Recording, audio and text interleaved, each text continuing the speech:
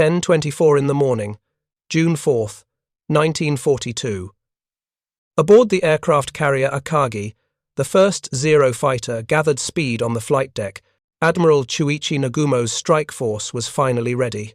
For 40 critical minutes, his 4 carriers had prepared to launch a devastating counterattack against the American fleet. Bombs armed, torpedoes loaded, fuel lines snaking across hangar decks, 108 aircraft poised to deliver what Japanese naval doctrine demanded. If you're enjoying this deep dive into the story, hit the subscribe button and let us know in the comments from where in the world you are watching from today. A concentrated, overwhelming, coordinated blow. At that precise instant, a lookout screamed, "Hell divers!" In the next 5 minutes, 3 of those 4 carriers would become floating infernos. By nightfall, all 4 would be lost. With them would sink Japan's offensive capability in the Pacific, the cream of its naval aviation, and any realistic hope of victory against the United States. The man who watched this catastrophe unfold, Vice Admiral Chuichi Nagumo, would later contemplate suicide on the deck of a destroyer.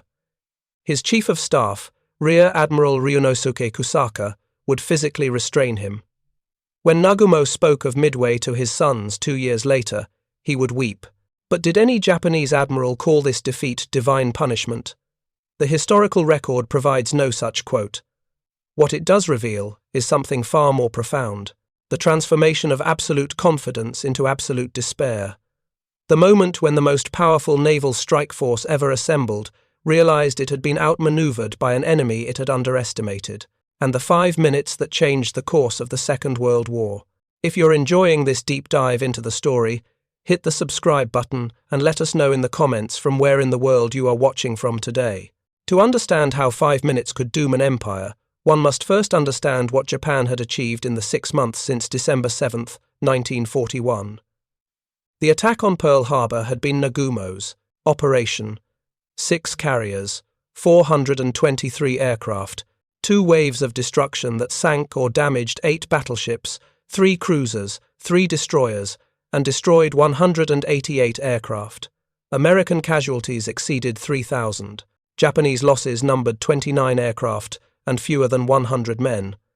The disparity seemed to validate everything Japanese naval doctrine believed about carrier aviation and the decisive strike. But Pearl Harbor's architect, Admiral Isoroku Yamamoto, understood what his subordinates did not. The attack had been, in his private assessment, a strategic disaster. He had written to a colleague, "Britain and America may have underestimated Japan somewhat, but from their point of view it's like having one's hand bitten rather badly by a dog one was feeding." Yamamoto had studied at Harvard. He had served as a naval attaché in Washington. He had seen Detroit's automobile factories and Texas's oil fields.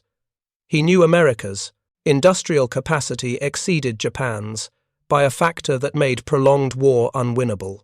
Before the war, when asked by Prime Minister Fumimaro Konoe about the outcome of a conflict with the United States, Yamamoto had replied with prophetic clarity, "I shall run wild considerably for the first 6 months or a year, but I have utterly no confidence for the 2nd and 3rd years." His prediction would prove accurate to the month. After Pearl Harbor, Nagumo's carrier force had indeed run wild. In January 1942, they supported the invasion of Rabaul. In February, they struck Darwin, Australia, sinking 8 ships and destroying 23 aircraft. In April, they raided the Indian Ocean, attacking British naval bases at Colombo and Trincomalee, sinking the carrier Hermes, 2 cruisers, and numerous merchant vessels. The British Eastern Fleet retreated to East Africa. Nagumo's pilots joked that they owned the oceans from Hawaii to Ceylon.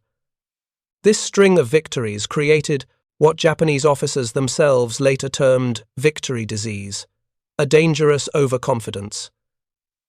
An assumption that American forces lacked the will to fight effectively, a belief that Japanese training, experience, and warrior spirit would overcome any material disadvantage.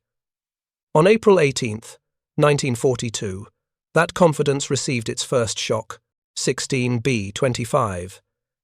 Mitchell bombers, launched from the carrier Hornet under the command of Lieutenant Colonel James Doolittle, struck Tokyo and several other Japanese cities. The Doolittle raid inflicted minimal physical damage. One bomber struck the aircraft carrier Ryuho under construction. Another hit a newly built cruiser. 50 buildings burned. 50 civilians died. But the psychological impact devastated Japan's leadership. The skies over the imperial capital had been violated. If American bombers could reach Tokyo from a carrier, they could return. The defensive perimeter that Japan had established through 6 months of conquest was not enough. It had to be extended eastward, to Midway Island, 1,300 miles northwest of Pearl Harbor, a tiny atoll with a combined land area of just 2.4 square miles, but strategically positioned to threaten any approach to Hawaii. Yamamoto proposed Operation MI. The capture of Midway would serve 2 purposes. First, establish a forward base for Japanese air patrols that would provide warning of any American approach to the home islands. Second, and more importantly, lure the remnants of the American Pacific Fleet, particularly its aircraft carriers, into a decisive battle where superior Japanese forces could annihilate them. The plan was characteristically complex. Multiple task forces operating across thousands of miles of ocean, a diversionary attack on the Aleutian Islands to draw American attention north, an occupation force to seize and hold Midway, and Nagumo's mobile force, the Kido Butai, with 4 fleet carriers to suppress Midway's defenses and destroy the American carriers when they emerged. Supporting this strike force, several hundred miles behind, would be Admiral Yamamoto's main body, 7 battleships, including the Yamato, the most powerful warship afloat, with 9 18-inch guns. Yamamoto expected his battleships to deliver the final blow in a surface engagement after the carriers had crippled the American fleet. Vice Admiral Nagumo opposed the plan. He had expressed reservations about the Pearl Harbor operation. He had, in the end, executed it flawlessly. But Midway troubled him more deeply. His objections were noted and ignored. Yamamoto's prestige within the Imperial Navy was such that his plan proceeded despite significant opposition from Naval General Headquarters. On May 27, 1942, the mobile force departed Hashirajima anchorage. 4 carriers, Akagi, Kaga, Soryu, Hiryu, 229 aircraft, 2 fast battleships, 3 cruisers, 12 destroyers. Among the 21 ships, few carried radar. Those that did found the equipment unreliable. Japanese doctrine had not prioritized radar development. Visual scouting and superior optical equipment would suffice. Or so they believed. What Nagumo did not know was that American cryptanalysts had been reading Japanese naval communications for months. Commander Joseph Rochefort led the intelligence section at Pearl Harbor, code-named Station Hypo. His team had broken the Japanese Navy's main operational code, JN-25B. By March 1942, they were intercepting and translating significant portions of Japanese operational traffic. Through April and May, references appeared repeatedly to an upcoming operation against a target designated AF. Commander Rochefort was convinced AF meant Midway. Washington disagreed. Some intelligence officers believed AF might be Oahu itself, another Pearl Harbor attack, or perhaps the Aleutians, or even Johnston Atoll. The debate threatened to paralyze American defensive preparations. Rochefort devised an elegant solution. He instructed Midway to send an uncoded message reporting that the island's fresh water distillation plant had broken down and they were running short of water. Japanese intelligence intercepted the transmission. Within 2 days, Station Hypo decrypted a Japanese message reporting that AF was short of fresh water. The debate was over. Admiral Chester Nimitz, Commander-in-Chief of the Pacific Fleet, now knew where and approximately when the Japanese would attack. He knew their force composition, 4 or 5 carriers. He knew their battle plan. Strike Midway first, lure out the American carriers, destroy them. This intelligence advantage would prove decisive. But it was not the only factor that would determine the battle's outcome. The Japanese faced problems they did not fully recognize. The Battle of the Coral Sea, fought May 7th through 8th, had cost Japan the light carrier Shoho, sunk, and the fleet carrier Shokaku, heavily damaged. The carrier Zuikaku had lost most of its aircraft and aircrew. Both fleet carriers would miss the Midway operation. That reduced Nagumo's force by 1/3 of its planned strength, 144 fewer aircraft that might have made the difference between victory and defeat. Japanese intelligence had reported the American carrier Yorktown sunk at Coral Sea. In fact, Yorktown had limped back to Pearl Harbor with severe damage. Initial assessment estimated 3 months of repairs. Admiral Nimitz told the shipyard workers they had 3 days, 72 hours. In one of the Pacific War's remarkable achievements, 1,400 workers labored around the clock. Yorktown steamed out of Pearl Harbor on May 30th, still carrying some of the civilian repair crew who would complete work at sea. The Japanese would face 3 American carriers, not 2, but numbers told only part of the story. Nagumo's carriers were tired. The aircraft aboard them had been operational since November 1941. Well maintained, certainly. Japanese ground crews were skilled and dedicated, but the planes were becoming increasingly unreliable. The Val dive bombers and Kate torpedo bombers had virtually no spare parts available. Production of Vals had been drastically reduced. Production of Kates had stopped entirely. Losses could not be replaced. More critically, Japanese doctrine had created a fundamental vulnerability. The emphasis on offensive striking power had come at the expense of defensive capabilities. American carriers had armored flight decks, damage control teams trained extensively in firefighting, and redundant systems. Japanese carriers maximized aircraft capacity by minimizing armor. Their damage control procedures were adequate for routine operations, but untested against catastrophic damage. One American analyst would later describe the Japanese carriers as having a glass jaw. They could throw a devastating punch. They could not take one. As the mobile force approached Midway, Nagumo maintained strict radio silence, standard Japanese operational procedure. Yamamoto's main body, trailing hundreds of miles behind, also maintained silence. This prevented coordination when new intelligence became available. Japanese submarines, positioned to scout Pearl Harbor and report American carrier movements, arrived on station too late. The American carriers had already departed. The submarines detected increased activity, but could not determine if carriers were present or had left. This information reached Yamamoto but was not transmitted to Nagumo. Radio silence must be maintained. Meanwhile, American preparations at Midway proceeded intensively. The island's marine defenders numbered approximately 3,000. They possessed an assortment of obsolete aircraft, Brewster Buffalo fighters, hopelessly outmatched by the Zero, torpedo bombers whose crews had first minimal training, B-17 Flying Fortress bombers, designed for high-altitude attacks on stationary targets, not maneuvering ships, B-26 Marauder medium bombers modified to carry torpedoes, despite having no torpedo attack training, Catalina flying boats for reconnaissance. What Midway lacked in aircraft quality it compensated for in one critical area: radar. The island's warning system would detect incoming Japanese aircraft with enough time to scramble defenders. More importantly, Admiral Nimitz had positioned his carrier forces northeast of Midway, at a location optimistically codenamed Point Luck, Task Force 16. Carriers Enterprise and Hornet, under Rear Admiral Raymond Spruance, Task Force 17. Carrier Yorktown, under Rear Admiral Frank Jack Fletcher, the senior officer who would command the overall operation. Admiral William Halsey, normally commander of Task Force 16, was hospitalized with a severe case of dermatitis.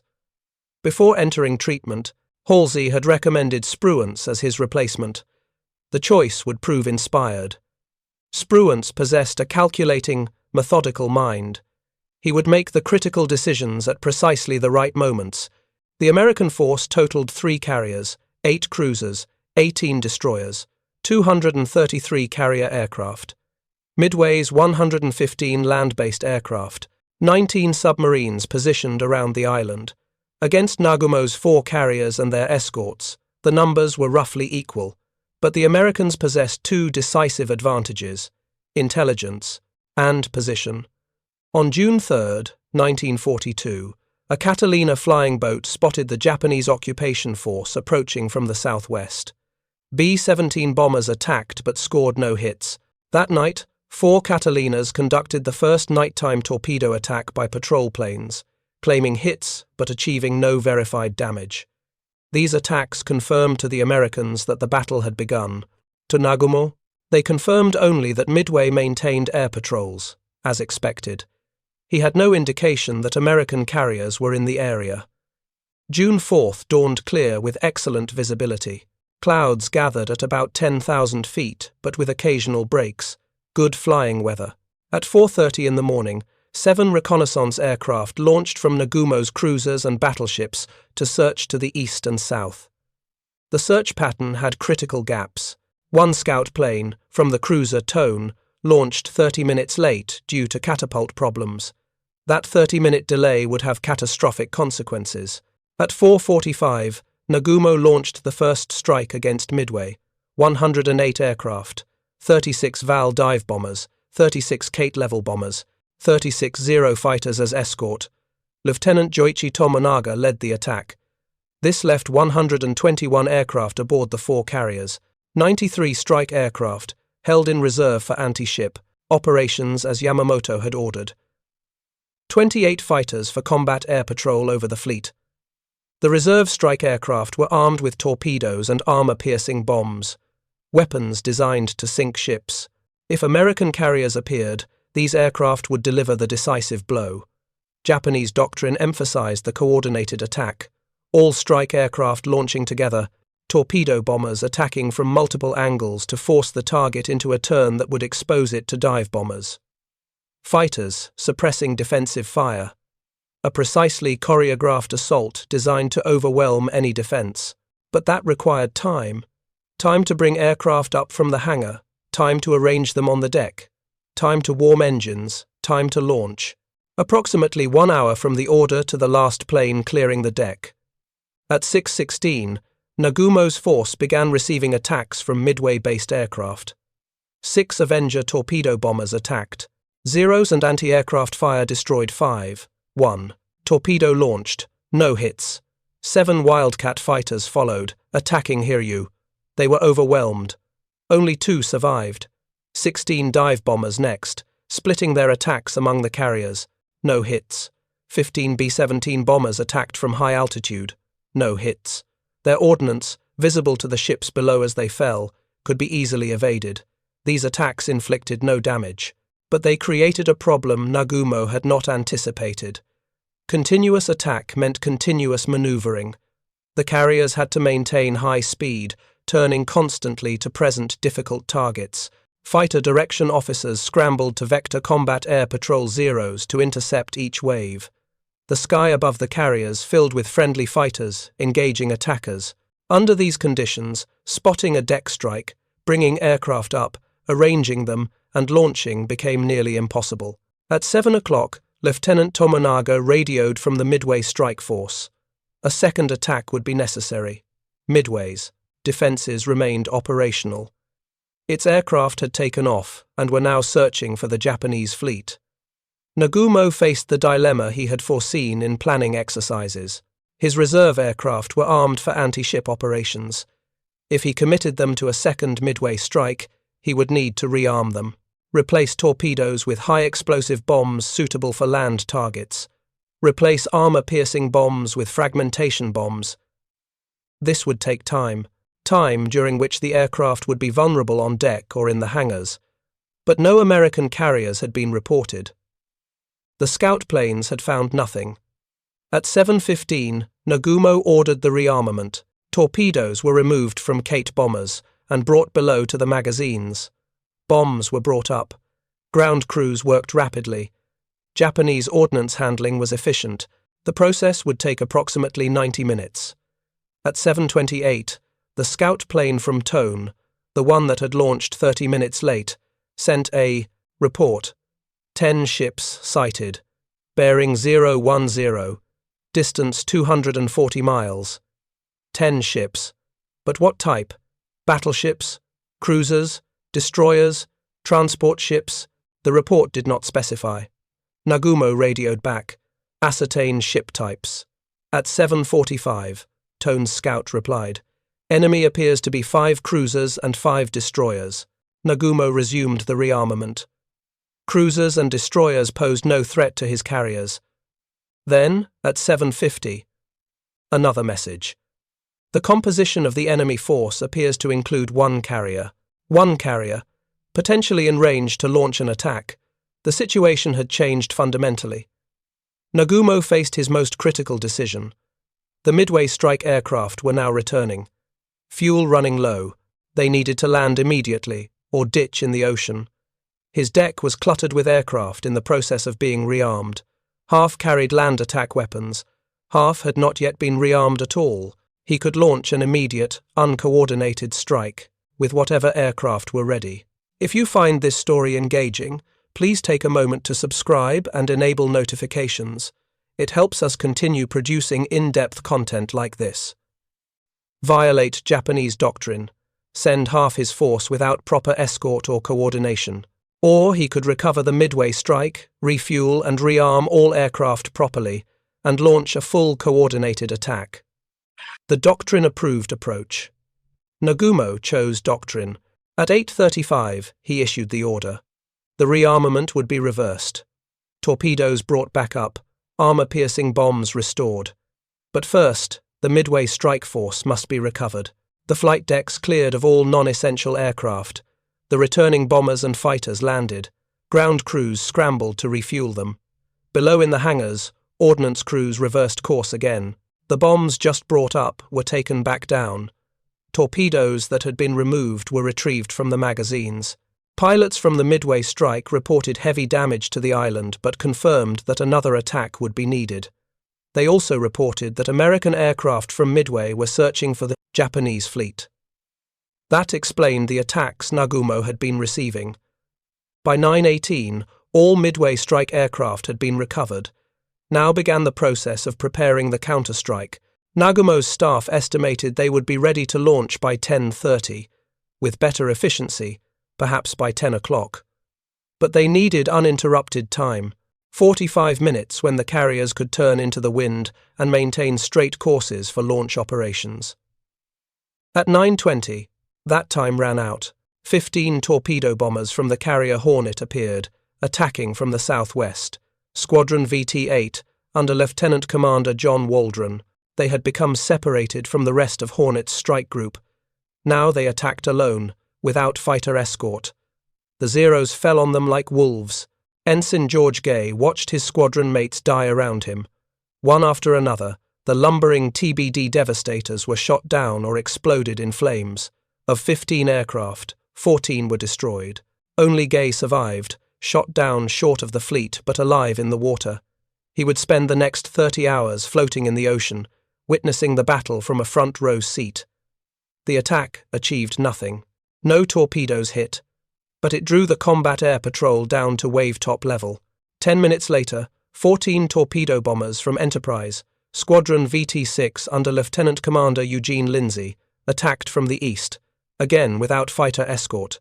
Again the Zeros massacred them. 10 aircraft shot down. 4 survived to retreat. No hits. 12 more minutes.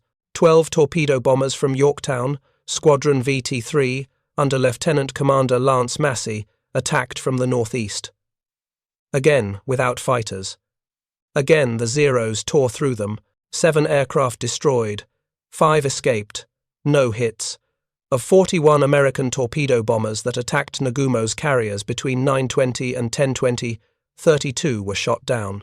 The survivors retreated. Not a single torpedo struck home. Japanese fighters and anti-aircraft fire had performed magnificently. The attackers had been brave but futile, sacrificing themselves for no gain. Or so it appeared. At 10:20, Admiral Nagumo gave the order to launch when ready. The deck crews had completed their preparations. Strike aircraft were arranged on the flight decks of all 4 carriers, bombs and torpedoes armed, fuel lines still running to some aircraft for final top-off, pilots climbing into cockpits, engines warming. On Akagi's flight deck, the first Zero fighter lined up for takeoff, the air officer prepared to signal the launch. Within 5 minutes, all aircraft would be airborne. Within 2 hours, they would reduce the American carriers to burning wreckage. Victory at Midway would be secured. The air officer raised his flag. At 10:24, exactly as the first Zero began its takeoff roll, the lookout screamed, "Hell divers!" 3 black shapes plummeted from 10,000 feet. Douglas, SBD Dauntless dive bombers. Their distinctive perforated dive brakes extended, creating the terrifying scream that gave them their nickname, Hell divers. Behind those 3 came 34 more. Lieutenant Commander Wade McCluskey had led Enterprise's dive bombers on a 2-hour search across empty ocean. His fuel gauges approached the point of no return. Another few minutes, and they would have to turn back, possibly ditching in the sea. Then his rear seat radioman spotted a lone destroyer making flank speed. The Arashi. Returning to the fleet after depth charging the submarine Nautilus, McCluskey gambled. The destroyer was pointing like an arrow toward its fleet. He followed. At the same moment, Yorktown's dive bombers, separated from their torpedo squadron, arrived from a different direction. Lieutenant Commander Max Leslie led 17 Dauntlesses. They too had been searching. They too found Nagumo's carriers at precisely 10:24. The torpedo bomber attacks had drawn every Japanese fighter down to sea level. Zeros swarmed at wave-top height, pursuing the few American torpedo bombers that still fled. The combat air patrol was out of position, too low, too far away, unable to climb quickly enough to intercept dive bombers already in their attack runs. Commander Mitsuo Fuchida stood on Akagi's bridge, the man who had led the Pearl Harbor attack, now recovering from an emergency appendectomy performed days before the battle. Unable to fly, he watched the dive bombers through binoculars. Some of the Japanese machine guns managed to fire a few frantic bursts. Too late. The Dauntless bombers grew larger, then black objects separated from their wings. Bombs. 1,000 pounds of high explosive, tumbling toward the flight deck. Fuchida dove behind a command post mantelet. The terrifying scream of the dive bombers reached him first, then a blinding flash, the explosion of a direct hit. A second explosion followed, much louder than the first, then a third. On Akagi's flight deck, the first bomb struck near the midships elevator. It penetrated to the hangar deck below and detonated among aircraft being fueled and armed. The blast ignited aviation gasoline. Flames erupted immediately. The second bomb hit aft, among aircraft spotted on the deck. More fires. The third bomb destroyed the already burning hangar deck area. Within seconds, Akagi transformed from the pride of the fleet to a floating funeral pyre. Fuel lines snaked across the flight deck ruptured. Gasoline spread. Bombs and torpedoes, not yet secured in magazines, cooked off in secondary explosions. Pilots trapped in their cockpits burned. Ground crew caught on deck had nowhere to run. Lieutenant Richard Best led 3 Enterprise dive bombers against Akagi. He observed his bomb strike near the midships elevator. The other 2 bombers in his section scored additional hits. Then Best pulled out of his dive, barely clearing the ocean surface, and looked back. Akagi's flight deck erupted in flames and smoke, but Best's section represented only 3 of 37 American dive bombers attacking at that moment. The remaining Enterprise bombers, led by Lieutenant Commander Clarence Wade McCluskey and others, focused on a second target, the carrier Kaga. 9 enemy planes swooped down on Kaga at 10:24. Each dropped a single bomb. The first 3 were near misses. Geysers of water erupted around the carrier without causing damage. But the next 4 bombs scored direct hits. One struck just forward of the bridge, exploding a small gasoline truck standing there. The blast killed Captain Jisaku Okada and most of the bridge personnel instantly. Fire and death spread throughout the command center. The subsequent bombs hit the forward, middle, and after sections of the flight deck. Each detonation among fully fueled, fully armed aircraft, each creating immediate conflagration. The pattern of destruction repeated. Ruptured fuel lines, secondary explosions from ordnance. Fires that damage control teams could not contain. Commander Takahisa Amagai, Kaga's air officer, was the senior officer to survive the initial attack. He immediately assumed command of the burning carrier, but the fires were already beyond control. 20 minutes after the first bomb hit, Captain Ryunosuke Yanagimoto, who had survived the bridge explosion, ordered abandon ship. Meanwhile, Yorktown's 17 dive bombers struck the third carrier, Soryu. Lieutenant Commander Max Leslie's Dauntless carried no bomb. A faulty electrical release had dropped it into the ocean during the flight to target, but Leslie led his squadron into the attack anyway. The bombers following him each carried 1,000-pound bombs. They dove on Soryu at 10:25. 3 bombs struck in rapid succession. The first hit near the forward elevator, the second struck amidships, the third hit aft. Each bomb penetrated the wooden flight deck and exploded in the hangar below. Each detonation among fueled and armed aircraft, the fires that erupted engulfed Soryu even faster than her sister ships. Captain Ryunosuke Yanagimoto remained on Soryu's bridge as the ship burned. His crew, who loved him deeply, attempted to rescue him. They sent Chief Petty Officer Abe, a Navy wrestling champion, to physically remove the captain if necessary. Abe found Yanagimoto standing on the bridge, sword in hand, singing the Imperial Navy song. He refused to leave. Abe returned alone. Yanagimoto went down with his ship. 5 minutes. From 10:24 to 10:29, 3 of Japan's 4 fleet carriers transformed from offensive weapons into helpless victims. The attack achieved what no Japanese naval officer had believed possible. American dive bombers had caught the Kido Butai with its aircraft on deck, fuel lines exposed, ordnance scattered, and fighters out of position. The tactical situation had been perfect, but that perfection resulted from the combination of factors no American planner could have predicted. The torpedo bomber attacks, though suicidal and apparently futile, had drawn the Japanese fighters down. The timing, pure chance, had brought dive bombers from 2 different carriers to the target at the same moment from different directions. The Japanese commitment to recovering the Midway strike before launching their own attack had left them vulnerable for precisely the minutes when American bombers arrived. Luck played its role, but so did courage, and Japanese errors, and American intelligence that put the carriers in position. The convergence of all these factors in 5 minutes changed the balance of power in the Pacific. Aboard Akagi, Commander Fuchida witnessed the immediate aftermath. The ship's hospital, directly below the point where the first bomb struck, was destroyed. The medical staff perished. Wounded men burned in their beds. The explosion had broken open the fire mains. Water to fight the fires was unavailable. Damage control teams struggled with hand-pumped buckets and portable extinguishers against conflagrations that engulfed entire decks. Captain Taijiro Aoki commanded Akagi. He attempted to maintain control of his burning flagship, but within minutes, all communication systems failed. The bridge lost contact with the engine room. Steering control was lost. Akagi slowed and began to circle aimlessly. The fires spread. Secondary explosions continued as stored ordnance cooked off.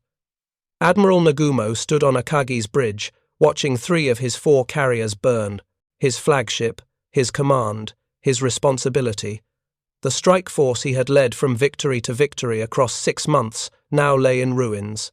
The staff around him worked frantically to establish communication with the 4th carrier, Hiryu, which had escaped damage by being separated from the other 3 carriers by several miles. Rear Admiral Ryunosuke Kusaka, Nagumo's chief of staff, began organizing the transfer to another ship. The admiral must survive. The command must continue. But Nagumo appeared paralyzed. The disaster unfolding before him exceeded anything in his experience or imagination. At 10:46, flames blocked the exit from Akagi's bridge. The officers evacuated down a rope from the external bridge wing. Nagumo descended. As he slid down the rope, an explosion threw him to the deck below. He survived, though shaken and bruised. Other officers were less fortunate. The blast killed several men following behind him. Destroyers came alongside the burning carriers to rescue survivors. Thousands of men jumped into the water or climbed down ropes to waiting boats. The wounded were lowered by stretcher. Those trapped below decks by fire and twisted metal perished. The exact death toll would never be precisely known. Hundreds, certainly. Perhaps more than 1,000 across the 3 ships. On Kaga, approximately 800 men died. On Soryu, approximately 700. On Akagi, approximately 200. though this number may be artificially low due to incomplete records. More significant than the raw numbers was who died: experienced pilots, aircraft maintenance personnel, ordnance specialists, men whose skills required years to develop, men who could not be replaced. By 11 o'clock, Admiral Nagumo and his staff had transferred to the light cruiser Nagara. From there, he retained command of the mobile force, or what remained of it: one carrier, Hiryu, one admiral, Rear Admiral Tamon Yamaguchi, one chance to strike back. Yamaguchi wasted no time. At 10:54, even before Nagumo had fully evacuated Akagi, Hiryu launched a strike against the American carriers. 18 Val dive bombers, 6 Zero fighters as escort. Lieutenant Michio Kobayashi led the attack. They found Yorktown. At noon, Kobayashi's dive bombers attacked. American fighters intercepted. 6 Japanese bombers fell, but the remaining 12 pressed through. 3 bombs struck Yorktown. 1 penetrated to the 4th deck and exploded, killing or seriously wounding 66 men. The blast destroyed several boilers. Yorktown's speed dropped to 6 knots. Fire control parties contained the blazes. Repair crews worked frantically. By 1:40, Yorktown had regained power. Her speed increased to 19 knots, enough to resume flight operations. Enough to escape. Enough, the Americans hoped, to survive. But Hiryu launched a second strike at 1:30. 10 Kate torpedo bombers, 6 Zeros. They attacked at 2:45. This time, 2 torpedoes struck Yorktown's port side. The explosions ruptured fuel tanks and caused severe flooding. The carrier developed a 23-degree list. Power failed. At 3 o'clock, Captain Elliot Buckmaster ordered abandon ship. Yorktown would not sink immediately. She would remain afloat through the night and into the next day. But for now, she appeared doomed. 2 American carriers remained operational, Enterprise and Hornet, against Japan's one. Hiryu. Admiral Spruance, commanding Enterprise, launched a strike against Hiryu at 3:30. 24 dive bombers from Enterprise, 16 dive bombers from Hornet that had landed on Enterprise to refuel. They found Hiryu at 5 o'clock. The attack repeated the morning's devastating pattern. 4 bombs struck Hiryu's flight deck. The explosions destroyed the forward elevator and started massive fires. Within minutes, flames engulfed the ship. Admiral Yamaguchi, one of the Imperial Navy's finest carrier commanders, remained aboard his burning flagship. He would go down with the ship, choosing death over the shame of survival. By nightfall on June 4th, all 4 Japanese fleet carriers were burning or sinking. Akagi remained afloat but helpless. Kaga sank at 7:25 in the evening. Soryu sank at 7:13. Hiryu burned through the night. She would sink the following morning at 8:20. Admiral Yamamoto, monitoring events from his flagship Yamato, initially considered bringing up his battleships for a night surface action. He commanded massive firepower, 7 battleships, numerous cruisers. Perhaps he could salvage victory from disaster. But Admiral Spruance, prudent and cautious, withdrew to the east. He would not risk a night engagement against superior surface forces. Yamamoto recognized reality. Without carriers, without air cover, his battleships could not approach Midway. American land-based aircraft and the 2 remaining carriers would destroy them. At 2:55 on the morning of June 5th, Yamamoto issued the order. All forces would withdraw. The Midway operation was cancelled. The battle continued for 2 more days as American aircraft pursued the retiring Japanese fleet. On June 6th, dive bombers from Enterprise and Hornet found and attacked the heavy cruisers Mogami and Mikuma, which had collided during night maneuvers. Mikuma sank. Mogami survived, but with severe damage. Meanwhile, Japanese submarine I-168 stalked the wounded Yorktown, still afloat and under tow. On June 6th, the submarine penetrated the destroyer screen and fired 4 torpedoes. 2 struck Yorktown. 2 struck the destroyer Haman, which was providing power to the carrier. Haman sank in 4 minutes. Yorktown finally rolled over and sank at dawn on June 7th. The Battle of Midway officially ended. If you find this story engaging, please take a moment to subscribe and enable notifications. It helps us continue producing in-depth content like this. The statistics told the story of catastrophe. Japan lost 4 fleet carriers, 348 aircraft, 3,057 men, including many of the Imperial Navy's most experienced pilots and maintenance crew. 1 heavy cruiser sunk, another damaged. The United States lost 1 fleet carrier, 145 aircraft, 307 men, 1 destroyer, but numbers alone could not capture the magnitude of Japan's defeat. Admiral Yamamoto had gambled the future of the Pacific War on Operation MI. He had staked Japan's offensive capability on the destruction of the American carrier force. Instead, he had lost the core of his own striking power. The Kido Butai, which had terrorized the Pacific for 6 months, ceased to exist as an effective fighting force. The immediate aftermath revealed the psychological devastation inflicted on Japanese leadership. Admiral Nagumo, transferred to the light cruiser Nagara as Akagi burned, sat in stunned silence. His staff worked around him, coordinating the withdrawal, accounting for losses, attempting to salvage something from the disaster. Nagumo himself appeared catatonic. The man who had commanded the attack on Pearl Harbor, who had led victorious strikes across 2 oceans, had witnessed the destruction of his fleet in 5 minutes. Rear Admiral Kusaka found Nagumo alone later that day, seemingly contemplating suicide. In Japanese military culture, commanders bore personal responsibility for defeat. Death offered the only honorable escape from the shame of failure. Kusaka talked him out of it. The admiral must live, must report to Yamamoto, must face the consequences of the battle rather than flee into death. 2 years later, when Nagumo spoke to his 2 sons about the Battle of Midway, he wept. The psychological wound had never healed. The memory of watching his carriers burn remained unbearable. He had lost his aggressiveness, his confidence, his effectiveness as a commander. Though he would continue to serve through subsequent battles in the Solomon Islands, his career never recovered from Midway. On July 6, 1944, during the American invasion of Saipan, Vice Admiral Chuichi Nagumo committed suicide with a pistol shot to the temple. He was posthumously promoted to full admiral.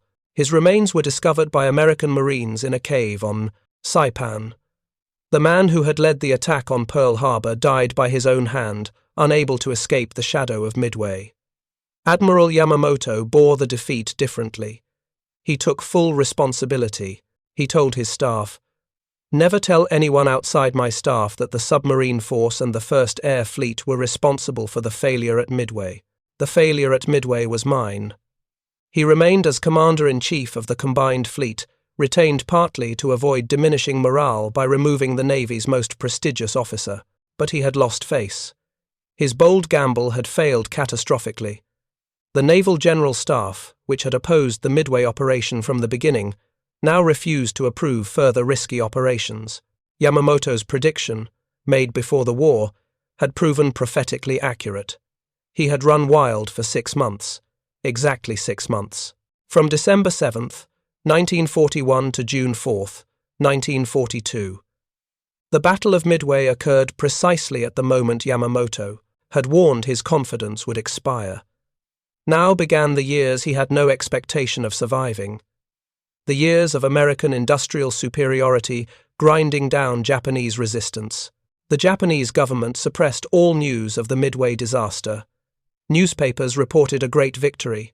Radio broadcasts claimed multiple American carriers sunk. Survivors of the battle were quarantined upon return to Japan, ordered never to discuss what had happened, threatened with severe punishment if they revealed the truth. The wounded were isolated in hospitals where no visitors could reach them. Some were transferred to remote outposts. The government could not allow the Japanese people to learn that their invincible navy had been shattered, but within military circles, the truth could not be hidden. Midway represented a turning point. Before Midway, Japanese forces advanced. After Midway, they defended. The initiative passed permanently to the United States. 2 months after Midway, American Marines landed on Guadalcanal. The island-hopping campaign that would ultimately reach Japan's home islands had begun. The material losses at Midway proved irreplaceable. Japan's shipyards could build new carriers, slowly, with great difficulty. But the trained personnel could not be replaced. A carrier pilot required 2 years of training. An aircraft maintenance specialist required similar time. The ordnance handlers, the mechanics, the specialists in carrier operations, all represented investments of years. Hundreds of these men died at Midway. Thousands more would die in subsequent battles. Japan's training infrastructure could not replace them at a rate sufficient to maintain combat effectiveness. American industrial capacity, which Yamamoto had seen firsthand during his years in the United States, now mobilized for total war. In 1942, American shipyards began producing Essex-class fleet carriers. By war's end, 17 would be completed. Light carriers, escort, carriers. By 1945, the United States Navy would operate nearly 100 carriers of various types. Japan would complete 6 fleet carriers after Midway. The disparity was insurmountable. American pilot training produced thousands of competent aviators. Not all possessed the elite skills of Japanese veterans, but they came in overwhelming numbers. Fresh pilots arrived at carriers faster than combat could consume them. American doctrine emphasized bringing new pilots up to competence quickly rather than pursuing perfection. The approach worked. By 1944, American carrier pilots dominated Pacific skies through sheer numbers and increasingly capable aircraft. The strategic implications of Midway rippled across the entire Pacific War. Japan's plan to force a negotiated peace evaporated. The calculation had been simple: inflict sufficient damage on American forces to make continued war politically unacceptable, secure a defensive perimeter that American forces could not penetrate without unacceptable losses, wait for America to tire of the war, and accept a compromise peace that left Japan with its conquered territories. Midway destroyed that strategy. America would not negotiate. The carrier force survived. The path to Japan's home islands remained open. Most critically, American morale soared. 6 months of defeats reversed in one day. The Japanese could be beaten. Would be beaten. The only question was when. The 5 minutes that destroyed 3 carriers represented the culmination of multiple factors. American intelligence provided the foundation. Commander Rochefort's team gave Admiral Nimitz the knowledge of where and when the Japanese would attack. That allowed positioning forces for an ambush rather than reacting to enemy moves. Without that intelligence advantage, American carriers might never have found Nagumo's fleet, but intelligence alone did not guarantee victory. The American torpedo bomber squadrons sacrificed themselves in apparently futile attacks. 41 aircraft launched, 32 shot down, not a single torpedo hit. Yet those attacks drew Japanese fighters down to wave-top level, forced the carriers to maneuver continuously, prevented Nagumo from launching his strike. The torpedo squadrons did not know they were creating the opportunity for dive bombers to succeed. They attacked because their duty demanded it. Their sacrifice was not futile, it was essential. The dive bombers themselves arrived at precisely the right moment, through a combination of navigation errors, radio failures, and determined search by squadron commanders who refused to return without finding the enemy. Wade McCluskey's decision to follow the destroyer Arashi. Max Leslie's persistence in searching when fuel gauges showed critical levels. These individual decisions, made independently, converged at 10:24. Japanese errors compounded. The scout plane from Tone launching 30 minutes late delayed. Detection of the American carriers. The decision to recover the Midway strike before launching the counterattack prioritized doctrine over tactical flexibility. The emphasis on a coordinated strike rather than launching whatever aircraft were ready sacrificed time for theoretical perfection.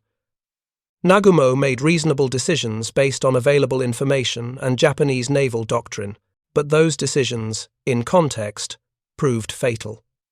The question posed by the title of this account deserves examination. Did any Japanese admiral call Midway divine punishment? The historical record provides no evidence of such a statement. No contemporary documents quote any Japanese officer using that phrase. No post-war memoirs contain it. The phrase appears nowhere in Japanese naval records, interrogation transcripts, or survivor accounts. What the record does reveal is profound psychological trauma. Nagumo contemplating suicide, weeping years later when discussing the battle. Yamamoto accepting full responsibility. The isolation of survivors, the suppression of information.